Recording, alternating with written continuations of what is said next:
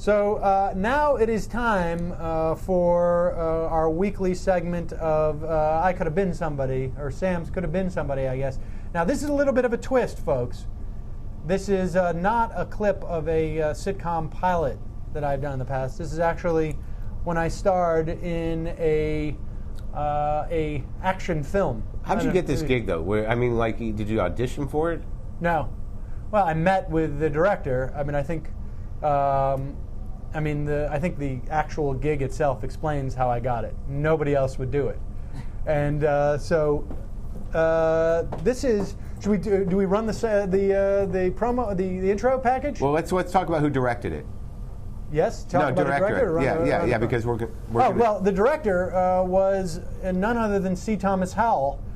You may remember him as Pony Boy in The Outsiders. He, of course, was in Red Dawn. Who saw The Outsiders? That was a beautiful movie. Oh, everybody saw The Outsiders. Was that a big movie? I mean, everybody in our generation saw The Outsiders.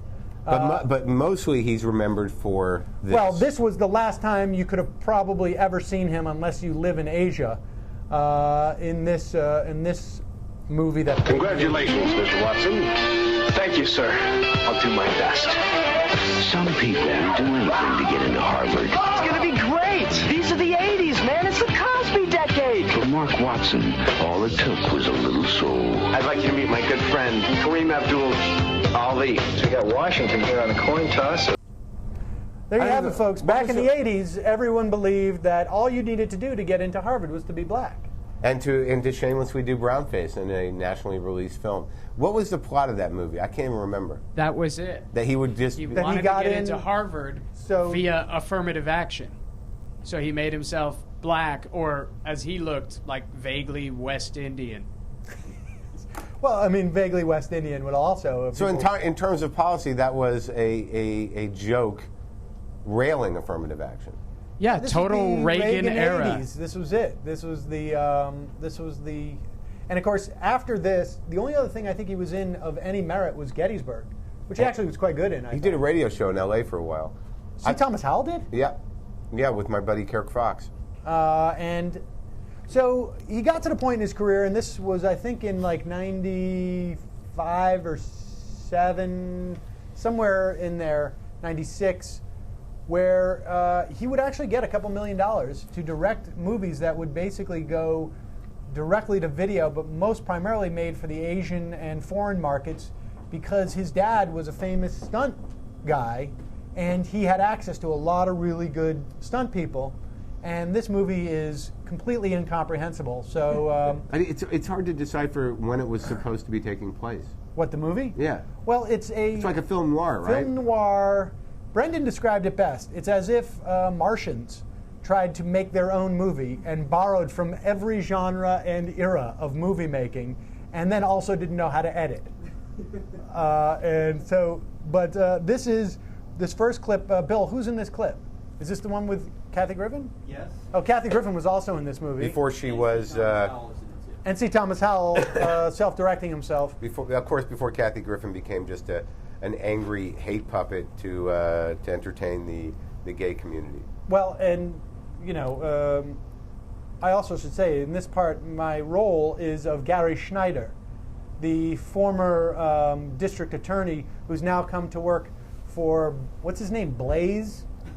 I'm glad that you're deciphering this role from any of the other roles you played, because, you know, the acting in it, it's like night and day from some of your TV work. Many of you won't recognize me. Yeah. That's why I want to. You'll see that I have done one of my masterful turns by changing what my eyewear is.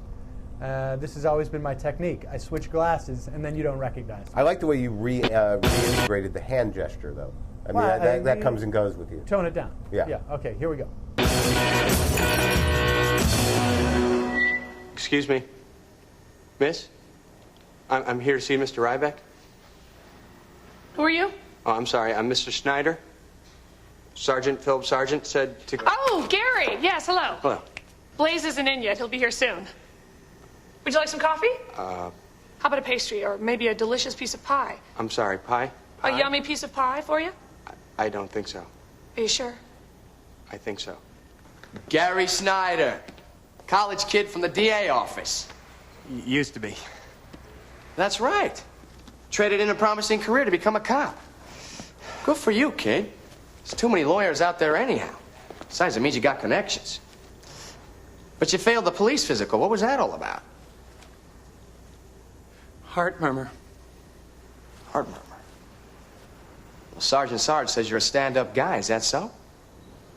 Oh, sure, I suppose. You suppose? Yeah.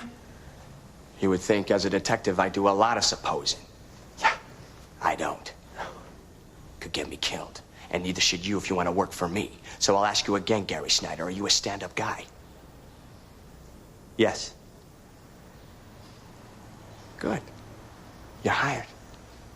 Now, like he's playing the role of someone who is like riveting, like 50, right? I mean, something. He's condescending to you, like, "Hey, kid." I'm supposed to be intimidated by him. What's with the haircut? Are you talking to me or him? No, we both had haircuts. But he's got the mo. He's got the what? The mo from the Three Stooges. Oh, he does. Yeah.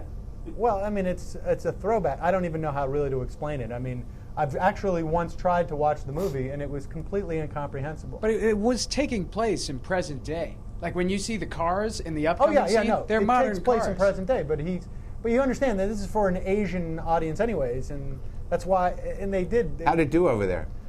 I have not. Did you get any residuals or anything? I got like television? $32 or something like that. But okay, now of course this is an action film, and I did have an action part in it. Here you'll see. Now, folks, I want you to know, I made it. I don't want to ruin it for you, but I made it. Here's the scene, and we've actually clipped together the subsequent scenes. It makes it a little bit less comprehensible, but not really.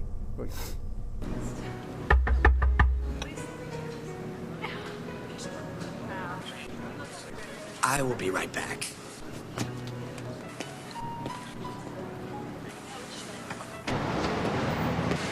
What is it? My guy at Justice has spilled something. Now, he can't confirm it, but apparently there was a federal cargo plane on an unscheduled flight that ran into some unexpected trouble. Trouble? What kind of trouble? A mid-air hijacking of whatever they were carrying, and you can bet your bottom dollars it wasn't jelly donuts. Mid-air? Skydivers. From a light plane that matches the missing one from the flight school. So Ken Roussel flew the light plane and had Axe and the boys do the jump. Blaze, Emma Roussel is not who you think she is.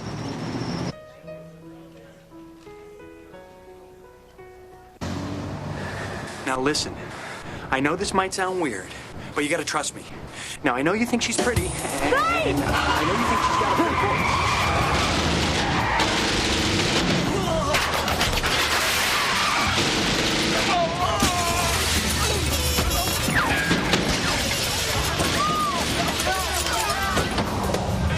Are you okay?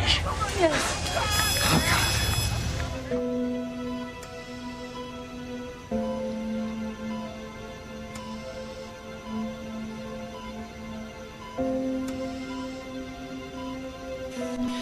Who did you hire me to find, Emma? What do you mean?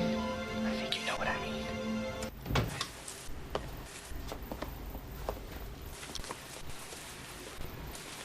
He is dreamy.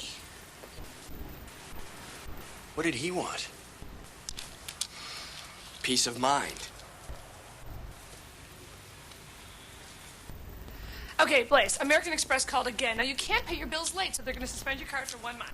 Also, Sometimes the best lie is the truth. But you know, the truth isn't always what we're looking for. Hit it!